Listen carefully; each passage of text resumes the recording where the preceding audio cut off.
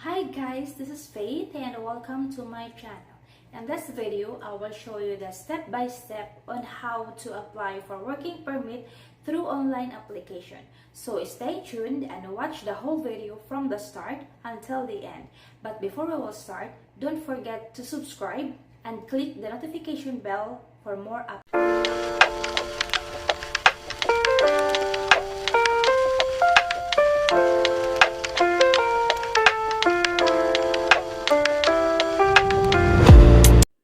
So here you need to open first the USCIS website to create an account, and then if you want to create, just click the sign in, then click the create account.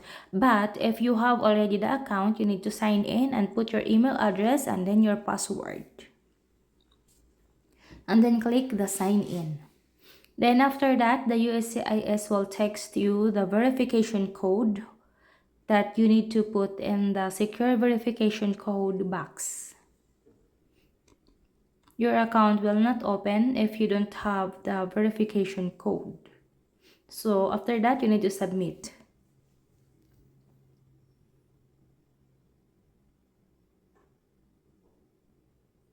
So, ayan na siya, yung itsura ng account mo. So, sa baba makikita mo yung AOS application mo na in-upload ng USCIS. So, punta ka lang sa may account, then meron dyan file a form online. So, ayan na siya. Then, sa box na yan, lalabas yung, ayun, I-765 application form for employment authorization. Sa second box, ilagay mo lang yung eligibility category as C9, adjustment application, and then continue. Then dyan, piliin mo yung upload a filled out PDF form. Tapos, kailangan guys, lahat ng documents na needed mong i-upload is naka-scanned or naka-PDF. So, ayan na siya. So, introduction for I-765. Before you start your application, eligibility. You may apply online if your eligibility category is A12. Temporary protected status. You are submitting an initial form, and C8, pending asylum and withholding of removal application, applicant for asylum and under the ABC settlement agreement. The next is the C9, certain family and employment-based adjustment applicant under Section 245. Then C11, parole. C19, temporary protected status. You have a pending form I-821.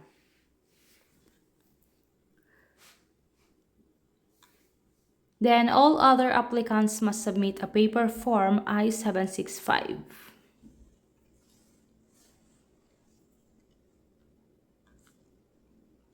Then sa baba is the fee.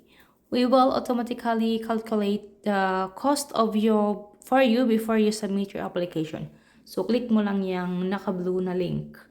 Yung fee schedule, makikita mo dyan yung kung magkano yung fee ng I-765 form. So, ayun. Ayan na yung fee schedule PDF form. And sa pinakababa, makikita mo yung I-765.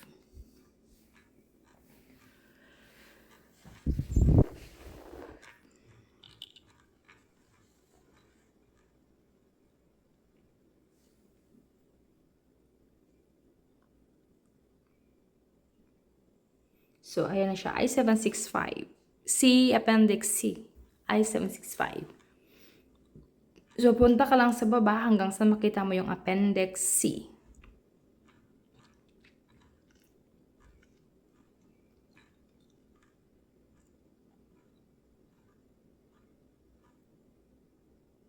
Then, ayan na siya. Appendix C, I-765, Application for Employment Authorization. So, ayan na yung niya. General filing, unless noted below. Paper filing, 520. Online filing, 470.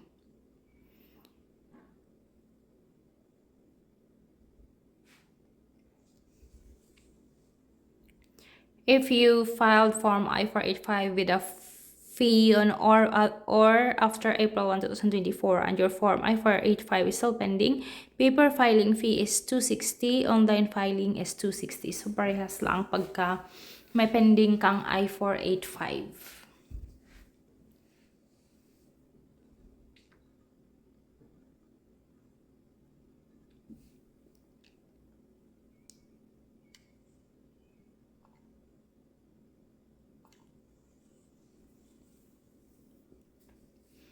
So, ayan na. Documents you may need.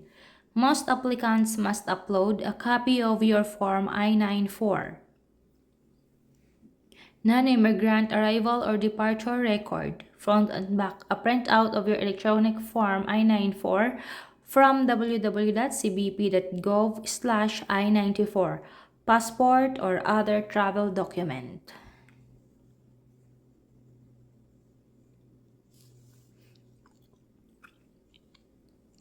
A copy of your last EAD front and back. If you were not previously issued an EAD, you must submit a copy of a government-issued identity document such as a passport showing your picture, name, and date of birth.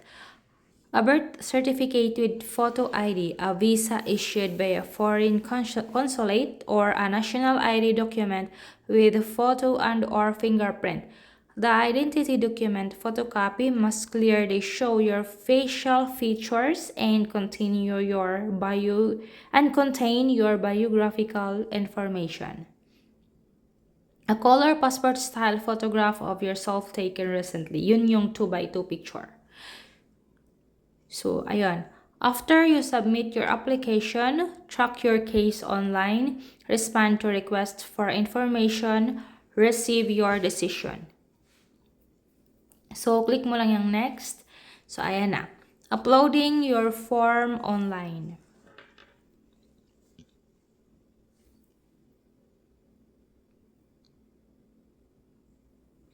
Filing online. Complete the Getting Started section first. Provide as many responses as you can. We will automatically save your responses. How to continue filling out your form. So, then click the Start. Then, ayan na. What is your eligibility category?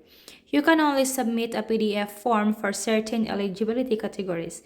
If your eligibility category is not listed in the drop-down menu, you may be able to file for your form using your online account and selecting Fill Out Form Fields online or by submitting a paper form by mail.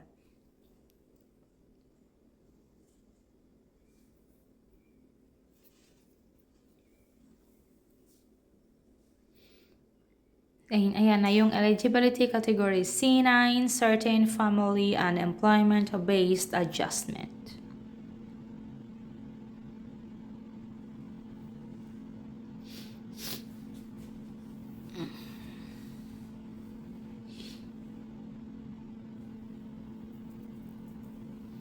So, ayan. Click mo lang yung next. Ayan na yung bubungad sa'yo.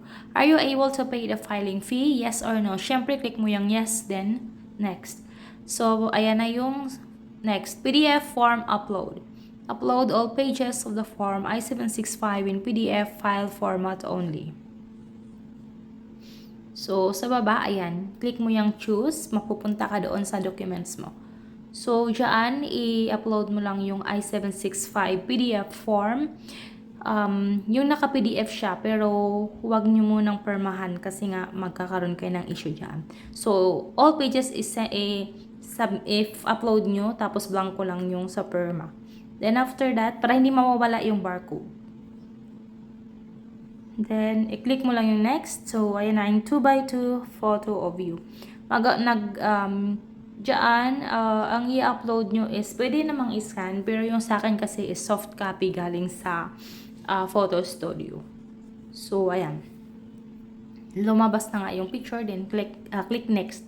So, ayan, Form I-9 for arrival and departure record or passport. So, dyan, ang in-upload ko is yung PDF form ng I-94 ko na galing sa website mismo. So, ayan.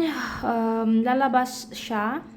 Then, ayun, lumabas na nga siya. Then, i-click mo lang next. After that, employment authorization document or government ID.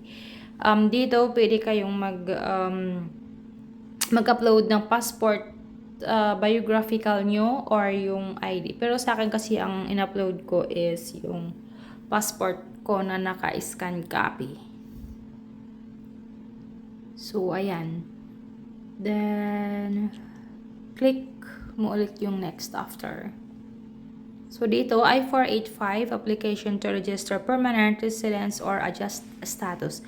Yan yung 24 pages na finilapan natin. So, i-scan mo lang yun and then, i-upload mo siya dyan. So, dyan, di ko kasi makita sa dalawang yan kung alin ang I-485. So, binago ko muna yung ano niya, yung pangalan ng dalawa para mabilis na lang siyang pag-upload.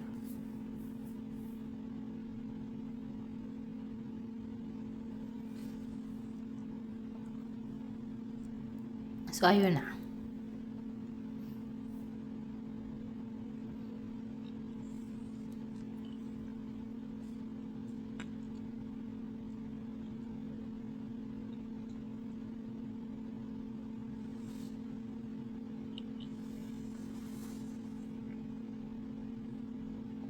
Then, click next and then, ayan.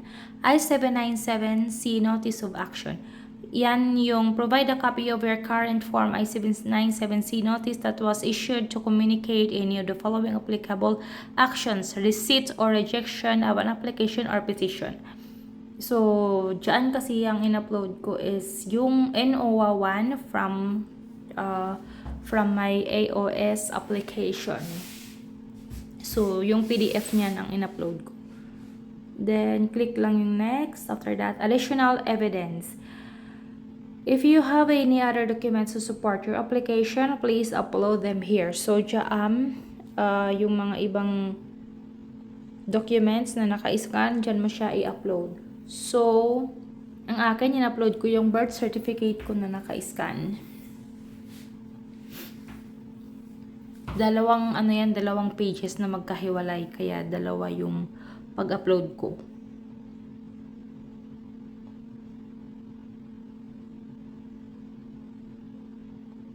Then, after that, ang in-upload ko is yung DS3025, yung vaccination record na galing sa SLEC. In-scan ko din yan. So, ang next ko is yung flu vaccine na galing sa pharmacy dito. Since kulang nga yung vaccine ko sa SLEC. Then, ang next ko is yung G1145, request for e-notification. Then, next na in-upload ko is yung NOA2 ko nung K1 process, yung approval notice. Then, ang next na in-upload ko is yung K1 na visa ko. Then, after that, next is yung K1 FTP or welcome letter. Then, ang next na in-upload ko is yung marriage certificate namin. And then, lastly, I upload the Tdap vaccine na nakuha ko din sa clinic ng K2 ko kung saan siya nagpa-vaccine. So, ayan ang lahat ng mga evidences na in-upload ko. And then, after that, click lang yung next button. So, ayun. So, makikita nyo dyan, diba? Nawala daw yung barcode ng I-765. And then, may problema din yung I-94 ko. So, ang gawin nyo dyan, bago kayo mag-upload is, kailangan, yung I-765 nyo is, naka-PDF lang siya. Huwag nyo siyang i-scan kasi pag in-scan nyo yun, nawawala yung barcode. So, ang gawin nyo is naka-PDF siya and then yung may signature ng preparers and then applicant signature, blankuhan nyo lang yun, pero lagyan nyo ng date. Then after that, yung signature nyo na yun, iilagay nyo doon sa evidence na part. So, doon dyan, sa error, ang ilagay nyo is yung PDF lang na walang signature, pero 24 pages yun. Then yun, submit lang ng submit pati yung I-94, and then ayan na, nag-success na siya. Then after that, click yung next button. So, ayan, napupunta kayo dyan. So, ayan, check mo lang lahat i-review mo lang lahat ng mga pinasa mong documents bago ka proceed sa next na step.